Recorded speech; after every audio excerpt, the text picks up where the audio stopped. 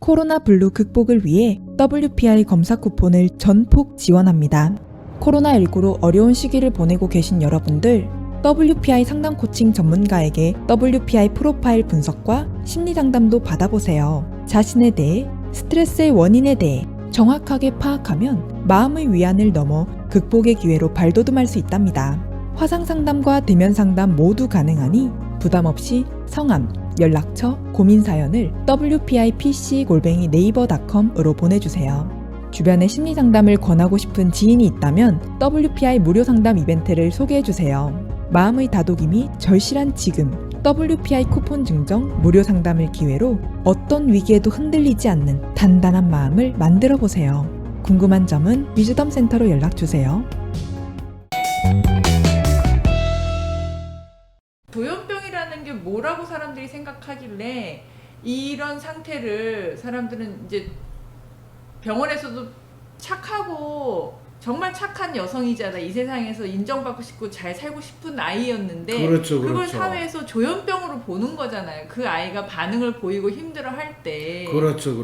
그런 부분이 저는 이거를 좀 더 작가가 얘기해야 되지 않았을까라는 생각이 들었어요. 그러니까 조현병 환자를 만들었다 생각을 했어요. 사람들이 가족이나 주변에서. 그리고 말하는 것처럼 정체성을 이해하지 못했기 때문에 조현병 환자가 될 뻔했는데 우리는 조현병 환자가 뭔지도 잘 그러니까 조현병 환자가 아닌데 조현병이라는 걸 규정해서 말한다는 거 의사들이 규정한 부분도 있고 영화에선 조금 약간 이 작가의 의도가 뭐였는지 저도 아직 정확히 명확하게 잘 모르겠어요. 근데 내가 어떻게 해야지 구원되는가? 그 애매모호한 구원의 기도 간절함이 담겨 있어야지. 내가 네 병에 걸렸어, 조현병에 걸렸어, 이렇게 되면 82년생 김지영은 만들어지는 병, 조현병 같은 책이 될 텐데, 사람들이 내가 보이는 희한한 이상한 행동에 대해서는 나를 구원해 주겠다고 나서지는 못하는 이 상황이니까 사람들은 82년생 김지영의 책을 통해 가지고 내가 누군가 이 사회의 피해자, 또 결혼제도의 피해자, 결혼을 해서 살더라도 시댁의 시어머니의 피해자, 누군가의 피해자로 나를 규정하고 이 불쌍하고 이 힘든 저를 구원해 주세요. 그럴 때 나는 병이 아니고 병은 의사에게, 약은 약사에게 내 문제가 기적처럼, 내 병이 기적처럼 나아지고 그 다음에 내가 새로운 인간으로, 가족으로부터도 독립되고 내 자식으로부터 독립되고 그 다음에 내가 소설을 쓸 수 있게 되는 거예요. 그러면 내가 소설을 쓰는 그 순간부터 집에 있는 이 모든 집안일은 우렁각시가 해주고 아이는 보모가 해주고 남편은 아주 자기 일을 잘해주는 행복한 가정이 되는 거고, 그 다음부터는 명절에 시댁에 갈 이유가 없어지는 이런 상황으로 변신하는 거를 소설에서 그려냈으니까 얼마나 이거는 천국으로 내가 가고 에덴 동산에 다시 돌아가는 그 상황이 되는 거죠. 그러니까 정신과 병원을 완전 무슨 구세주처럼 묘사한 거네요. 뭐 그런 내용이 그 안에 아주 자연스럽게 들어가 있다라고 한다면 놀랍죠. 내 삶의 주인이 내가 아니기 때문에 내가 닥치는 상황에 대해서도 질문을 하지 못하고 내가 가진 문제나 어려움에 대해서도 질문을 하지 못하고 김지영처럼 착하게 살아라 질문하지 말고 뭐 딴지를 거냐 이렇게 어릴 때부터 세대 교육을 받으니까 탓을 하는 식으로 우리가 직면하는 상황이나 문제 파악하는 거, 그거가 바로 조현병으로 나아가는 첫 번째 단계가 된다는 거, 그거 꼭 우리 알 필요 있어요. 그러니까 탓을 하지 말고 어떤 환경에 있더라도 내가 스스로 의문을 가지고 질문을 하고 그거에 대해서 알게 되면 네. 스스로 그 상황에 대해서 파악하게 되면 그것이 바로 내 삶의 주인이 내 자신이 되는 과정이라는 거죠. 원희룡 씨가 국회에선가 어디 82년생 김지영 그 책을 우리가 봐야 된다라고 몇 년 전에 난리를 치던가 언급을 했는데 나는 뜬금없이 원희룡 씨가 왜 그랬을까 상당히 의문이 있었거든요. 그런데 원희룡 씨에 대한 탐색을 해보다 보니까 원희룡 제주도지사 부인의 직업이 정신과 의사라는 놀라운 우연을 발견하고 나서 아 그래서 그랬구나 라는 생각까지 했다면 제가 정치인에 대해서 너무 심하게 분석하는 걸까요?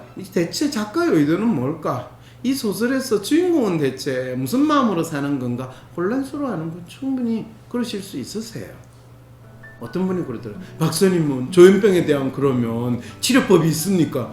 이런 질문들을 많은 분들이 던지는데 치료법은 누군가의 기적 같은 도움이나 구원을 바라지 말고 내 삶에 자기 삶이 무엇인가를 스스로 생각하고 그 삶에 대한 인식과 문제, 해법을 자기가 찾아내는 것. 자기 삶의 주인이 자기라는 것을 알게 되고 그런 삶을 살아가려고 하는 것이 무엇보다 확실한 치료법이다. 이렇게 이야기할 수 있습니다. 그랬잖아요. 우리가 마음의 병, 정신병은 사람들이 내 마음을 알아주지 못하고 내 마음을 내 마음의 주인이 내가 표현하지 못할 때 일어나는 발작적인 병적인 행동이다 라고 이야기를 했으면 그럼 당장 물어봐야 되죠. 박사님 저는 생긴 게 공룡은 같은데 왜 영화 속의 공룡처럼 생각을 못할까요? 이렇게 질문을 하면 얼마나 우리 훈훈한 대화가 이루어지겠어요. 박사님 저는 왜 그런 생각을 못했을까요? 무슨 생각이요? 공유처럼 네.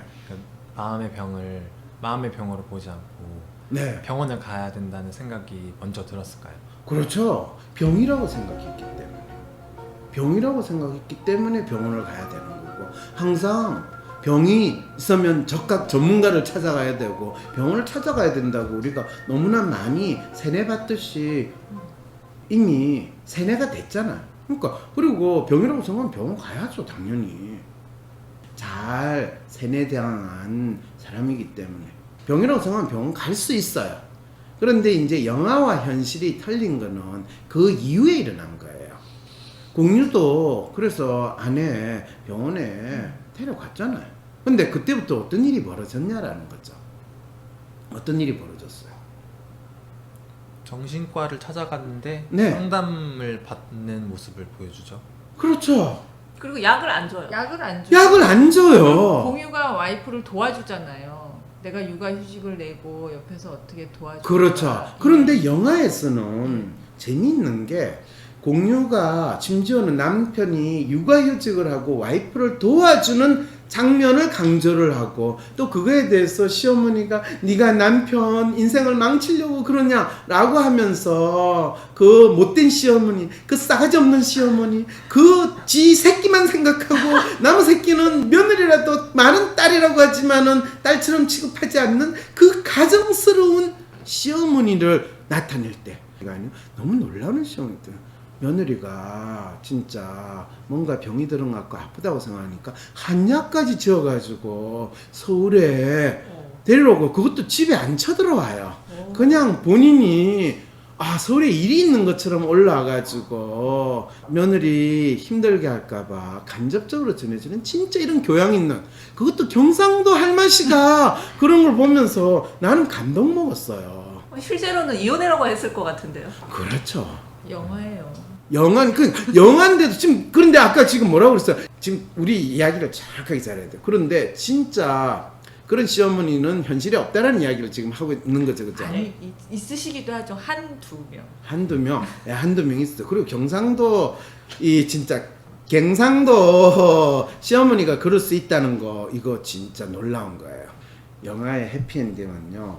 더 재밌는 거는 김지영이가 자기 상사가 만든 회사에 가가지고 저 이 회사에 들어올 수 없어요. 이제 왜 그러니? 저 정신병 걸렸거든요. 그러면서 제가 뭐 회의하다가 햇소리 하면 곤란하시잖아요. 이러면서 본인이 그렇게 오라고 하는 회사도 안 가고 뭐라고 그러냐면 아주 우아하게 진짜 심리 상담을 누구랑 받는 장면이 나오고 마지막에 1982년 몇 월 며칠 누구는 뭐 몸무게 몇 킬로로 태어났다 뭐 공무원인 아버지와 뭐 가정주부인 엄마 밑에서 이러면서 본인이 소설가로 재탄생하고 자기의 삶의 또는 자기가 어떤 사람인가에 대한 정체성을 찾은 모습으로 놓으면서 저는 더 이상 직장인으로 시달리지도 않고요. 그 다음에 아이 키우는 엄마로서 맘충도 아니고요. 그 다음에 집에서 설거지만 하고 청소만 하는 부엌대기도 아닌 소설가로 거듭납니다 라고 하면서 소설을 쓸 때, 그러려면 김지영 씨는 어떤 상황이었다라는 것을 분명하게 전제를 해야 되는지 아세요? 어떤 상황? 정신과 약을 먹지 않았다라는 거예요. 약을 먹으면 절대 그 소설 같은 거 쓸 수도 없고 없어요. 일상생활 자체를 할 수가 없는데. 일상생활을 조금은 한다고 그래요. 그냥 가만히 들어서 누워있고 바깥 출입 안 하고, 그것도 일상생활이에요. 칼 들고 뭐 나서는 거, 그것이 일상생활이 아니에요. 그런데 가장 중요한 거, 김지영은 상담 치료는 받았으나 결코 정신과 약은 먹지 않았다라는 이야기는 조금도 없어요.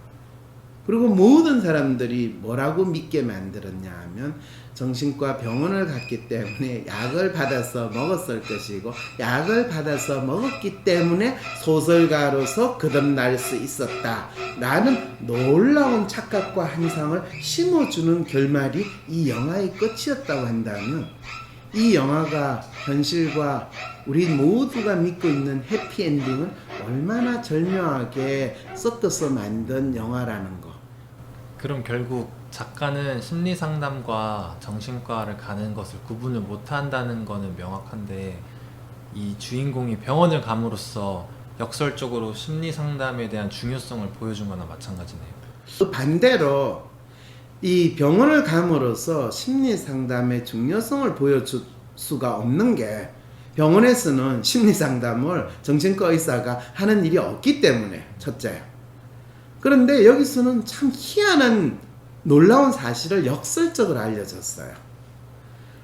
조현병 환자가 되는 거는 실제로 정신과에 가가지고 정신병 약을 먹고, 그 다음에 그 약을 먹는 그 순간부터 본인이 그 약을 먹는 게 일주일, 한 달 넘어가는 그 순간부터 완벽하게 조현병 환자로 몇 년, 뭐 3년, 5년, 수십 년 동안 약을 먹는 그 상황에 빠지고, 그 확률은 80% 이상이라는 것을 역설적으로 보여줬고, 약을 먹지 않는 방식으로 이 자기 병을 치료를 하려고 하면 소설가로서 변신하고 완벽하게 정상으로 살 뿐만 아니라 이전에 본인이 찾지 못한 삶의 길을 찾을 수 있다라는 것을 이 영화는 아주 뚜렷하게 알려줬다라는 것을, 본인이 지금 던진 질문하고 내가 해석했던 거하고 같은 말인가요? 다른 말인가요?